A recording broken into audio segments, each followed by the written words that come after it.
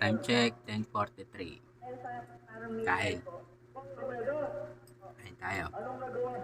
Masarap ulam natin ngayon. Pakita ko sa inyo. At tayo balon-balunan. Ako yung mama.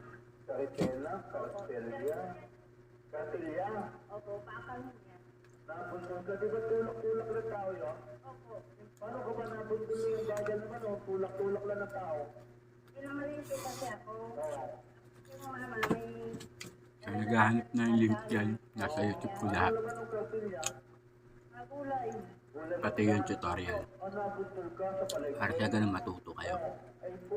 Hindi kayo paturo ng paturo. Mag-aaksaya lang kayo ng pera. Hindi pa kayo tuturuan, i-scamin lang kayo. Para ako nahihilo. So, yun yung dito sa ano sa NBA. Kasi ako eh. Nakahawak ko sa may magulayan. Nakahawak ka sa may gulayan. Wala nga marami na i-scam. Sa mama. Ano mama? Ayun, naupo kayo. Ang kasada eh. Laka-laka na kalsada. Kaya nga hindi ako naging modern. Kaya ayoko. Madaming pumuputak eh. Kaya, madaming pumuputak. Kaya okay na tayo sa pamigay-pamigay lang. Hindi tayo nag-i-scam. Napakalam kung ano sabihin nila sa akin.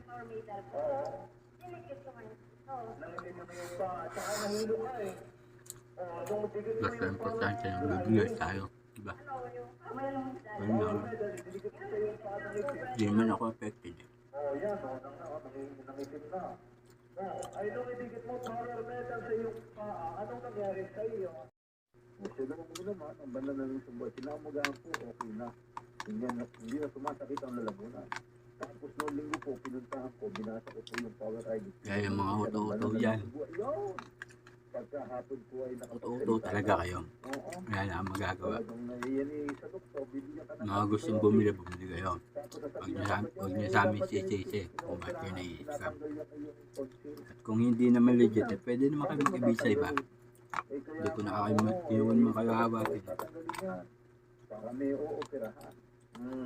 Eh alam niyo bakit tatanggalin kasi hindi dapat tinatanggal yun kasi yun nga yung kaya na inilagay yan ng Diyos, yung tonsil, para siya yung hangaran ng infection o bacteria o infection na dapat ipapasok sa yung katawan. Yan yung magbibigay ng senyalis na teka muna, mayroong something na mali.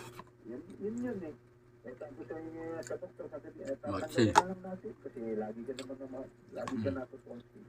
Kasi kaya na yung mga opera. Eh pero alam niyo yan, hindi kailangan eh. Kaya mabuti nyo naman mo. Meron ba naman si Brother Edmund Delgado? Pinahingan yung kanyang kapatid pagkahapon na